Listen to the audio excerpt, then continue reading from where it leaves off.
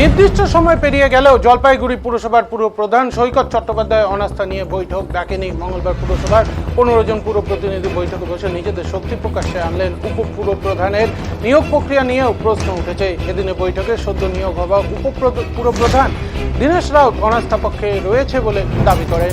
এদিন সন্ধ্যায় 5 নম্বর ওয়ার্ডের পুর প্রতিনিধি সন্দীপ মাহাতোর বাড়িতে বৈঠক হয়।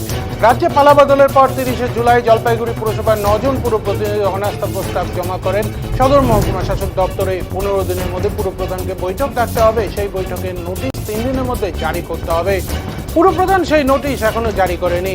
এদিনের বৈঠকে উপস্থিত ছিলেন পুরসভার 1 নম্বর ওয়ার্ডের পুর প্রতিনিধি নীলম শর্মা চক্রবর্তী, 2 নম্বর ওয়ার্ডের পুর প্রতিনিধি মহুয়া দত্ত বন্দ্যোপাধ্যায়, 3 নম্বর ওয়ার্ডের পুর প্রতিনিধি স্বরূপ মণ্ডল, 4 নম্বর ওয়ার্ডের পুর প্রতিনিধি সরিতা সাহু, 5 নম্বর ওয়ার্ডের পুর প্রতিনিধি সন্দীপ মাহাতো, 6 নম্বর ওয়ার্ডের সুব্রত পাল, 10 নম্বর ওয়ার্ডের পুর প্রতিনিধি দীনেশ রাউত, 12 নম্বর ওয়ার্ডের মনীন্দ্রনাথ বর্মন, 13 নম্বর ওয়ার্ডের পুর প্রতিনিধি লিপিকা সরকার, 15 নম্বর ওয়ার্ডের পুর প্রতিনিধি তপন ব্যানার্জি, 16 নম্বর ওয়ার্ডের পুর প্রতিনিধি তিয়াস সিনহা, 18 নম্বর ওয়ার্ডের পুর প্রতিনিধি উত্তম বোস, 19 নম্বর ওয়ার্ডের লোপামুদ্রা অধিকারী, 21 নম্বর ওয়ার্ডের তারকনাথ দাস, 22 নম্বর ওয়ার্ডের টিঙ্কু বিশ্বাসও উপস্থিত ছিলেন।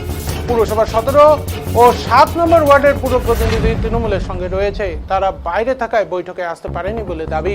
এদিনে বৈঠকে উপস্থিত ছিলেন টাউন ব্লক তৃণমূল সভাপতি শেখর বন্দ্যোপাধ্যায়। উল্লেখ্য, জলপাইগুড়ি পুরসভার মোট 25টি ওয়ার্ড রয়েছে। 22টি ওয়ার্ড তৃণমূলের দখলে, 2টি কংগ্রেস ও 1টি সিপিএম এর দখলে রয়েছে। 17 জনের অনাস্থাপত্র সদর মহকুমা শাসক দপ্তরে দেওয়া হবে। এদিনের বৈঠক শেষে জানান তারা।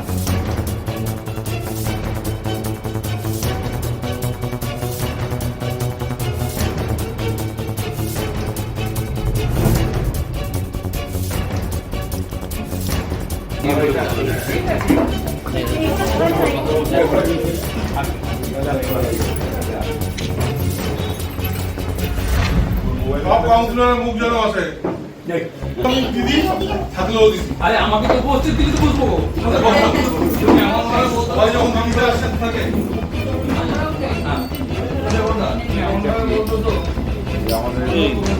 না না পর্যন্ত নয় আমরা তো জায়গায় একদিনে হলাম যে আমরা সবাই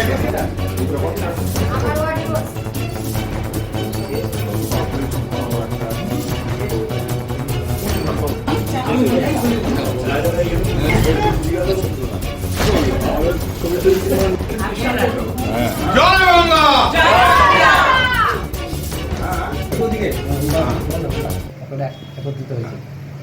দেখুন, আজকে আমাদের জলপাইগুড়ি পৌরসভা নিয়ে পৌরসভার 15 জন কাউন্সিলর এখানে উপস্থিত আছেন। আরও একজন কাউন্সিলর বাইরে আছেন, নাহলে হয়তো 16 জন হতো। 17 জন হতো, আপনি বাইরে আছেন। হ্যাঁ, 17 জন তো পাইপের আবার বাইরে রয়েছে। তো এই 15 জন কাউন্সিলর এখানে উপস্থিত আছে এবং এই 15 জনের মধ্যে যারা নো কনফিডেন্স মোশনটা এনেছিল 9 জন, হ্যাঁ, তারাও এখানে উপস্থিত আছে। তো নো কনফিডেন্স মোশনটা আনার নিয়ম হচ্ছে, আইনটা হচ্ছে যে 15 দিনের মধ্যে চেয়ারম্যানকে মিটিংটা ডাকতে হবে, স্পেশাল মিটিং। এবং কি সেই মিটিংটা আবার ডাকতে হবে বিফোর ক্লিয়ার 3 days বিফোর তাকে এই নোটিশটা ইস্যু করতে হবে। তার মানে 30 তারিখে 30/7 আমরা নো কনফিডেন্স মোশনটা জমা দিয়েছিলাম এসডিওর কাছে এবং পৌরসভার কাছে। তো 30 থেকে শুরু করে যদি হিসাব করা যায় তাহলে 14ই আগস্ট অবধি হচ্ছে 15 দিন। 15 দিন হচ্ছে 14ই আগস্ট। তাহলে 14ই আগস্ট যদি 15 দিন হয়, তার 3 দিন আগে নোটিশটাকে ইস্যু করতে হবে। তার মানে 11 তারিখ, আজকে সে ডেট পেরিয়ে গেছে। তাহলে আমরা এটা ধরে নেব যে চেয়ারম্যান তার যে রিকুইজিশন মিটিং সেটা ডাকতে সে ব্যর্থ হলো। তো স্বাভাবিকভাবে এবার পরবর্তীতে যা নিয়ম আছে যে ভাইস চেয়ারম্যান ডাকবে, ভাইস চেয়ারম্যান পরে ভাইস চেয়ারম্যান ফেল করলে 3 জন কাউন্সিলর মিলে ডাকবে। তো সেটা আমরা আইনানুগভাবে পরবর্তী পদক্ষেপ গ্রহণ করব। তো শুধু এটা বলতে চাই যে আজকের দিনে অধিকাংশ কাউন্সিলর আমরা যারা এখানে 15 জন রয়েছি আমরা ইউনাইটেড, এবং আমরা সবাই হচ্ছে মানে সেই নো কনফিডেন্স যে মোশন আনা হয়েছে সেই মোশনের পক্ষে। সুতরাং আগামী দিনে যেভাবেই মিটিংটা হোক না কেন, যেই ডাকুন না কেন, আইনানুগভাবে যেটা সিদ্ধ হবে সেভাবেই ডাকা হবে।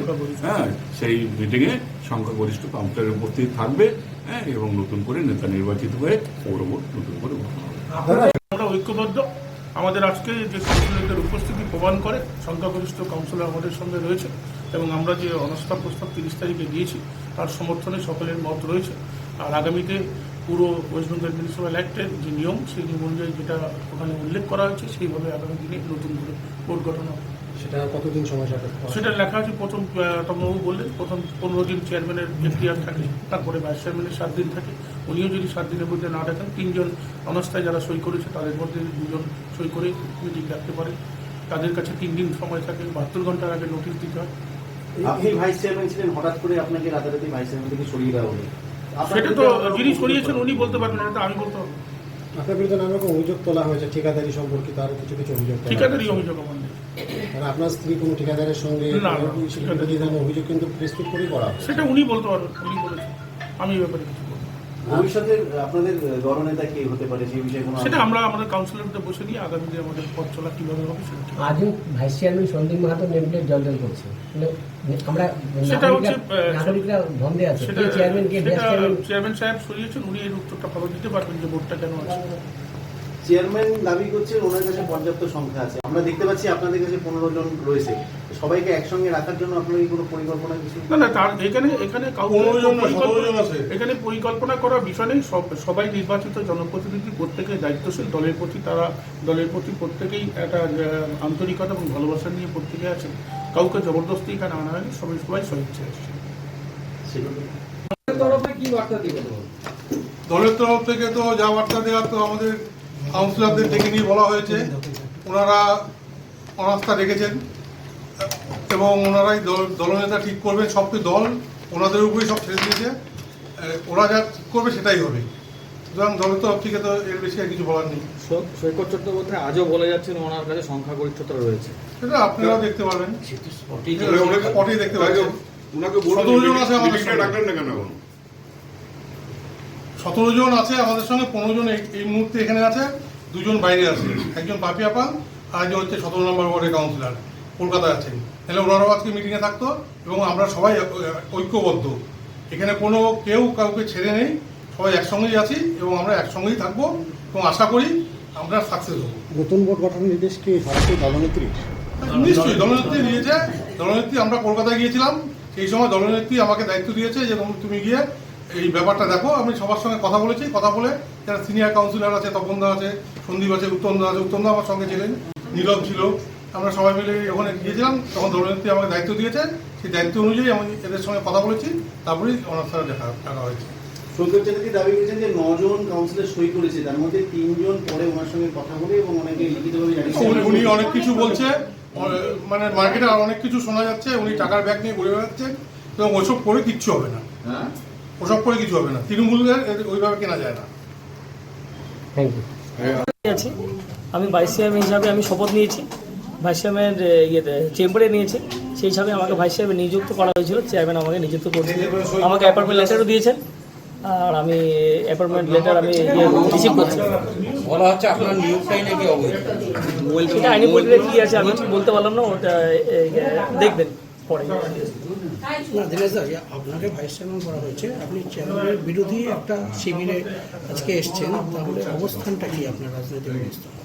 আমি ওই সময় ভাইস চেয়ারম্যান নিয়েছি, এখন আমি বুঝতে পারছি এখন আমি মমতা বন্দ্যোপাধ্যায়ের সাথে যাচ্ছি। মানে অনাস্থার বিপক্ষে আছেন, পক্ষে আছেন? অনাস্থার পক্ষে আছে। ভাইস চেয়ারম্যান পদ থেকে কি রেজিগনেশন দেবেন? আগে ঠিক হোক যে ভাইস চেয়ারম্যানটা নিযুক্তটা ঠিকঠাক হয়েছে কিনা, তারপর দেখা যাবে। আইনি প্রক্রিয়া যেভাবে হবে সেভাবে করবো আছে। আপনি তো অনাস্থা সভা ডাকতে পারেন ভাইস চেয়ারম্যান হিসেবে। এখন ভাইস চেয়ারম্যান প্রক্রিয়া বলছেন যে কি গন্ডগোল, যদি গন্ডগোলটা হয় তাহলে আমি কি করে প্রস্তাবটা রাখবো বলুন? আপনার সঙ্গে কথা হয়েছিল ভাইস চেয়ারম্যান ঠিক করা দেখে? চেয়ারম্যান আমাকে বলছিল যে কি তোমাকে ভাইস চেয়ারম্যান করা হবে, তুমি আসো। আমি আসলাম, সেই হিসাবে আমাকে ভাইস চেয়ারম্যান করা হয়েছে। সেদিন কি চেয়ারম্যান ছিল শপথ গ্রহণের দিন? হ্যাঁ, চেয়ারম্যান আমি ছিলাম। ভাইস চেয়ারম্যান হয়ে আবার এই মিটিংয়ে আপনি এসেছেন, এখানটা আলাদা। আমি মমতা বন্দ্যোপাধ্যায় বোন ছিল, সেই জন্য এই মিটিংয়ে সেজন্য আমি আসছি। আমরা ভাইস চেয়ারম্যান নিয়ে একটা দ্বন্দ্ব চলছে, আদৌ কি ব্যাপার? আপনি একটু আমরা আপনি ভাইস চেয়ারম্যান নিয়ে একটা দ্বন্দ্ব চলছে, আদৌ কি ব্যাপার? আপনি একটু আমরা আপনি